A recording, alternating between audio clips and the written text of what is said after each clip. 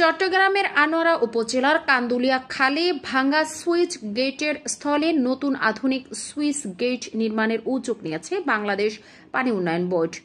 প্রায় 21 কোটি টাকা ব্যয়ে 6 রেগুলেটর বিশিষ্ট গেট নির্মাণ করবে আবুল কালাম আজাদ অ্যান্ড ব্রাদার্স। 2019-20 অর্থ বছরে 4 কোটি টাকা ব্যয়ে নির্মিত গেটটি 2022 সালে ভেঙে পড়লে 1000 একর কৃষি জমি ও স্থানীয় যোগাযোগ ব্যবস্থা বিপর্যস্ত হয়। দীর্ঘ 3 বছরের দুর্ভোগ শেষে নতুন গেট নির্মাণের খবরে এলাকাবাসীর মাঝে স্বস্তি ফিরেছে।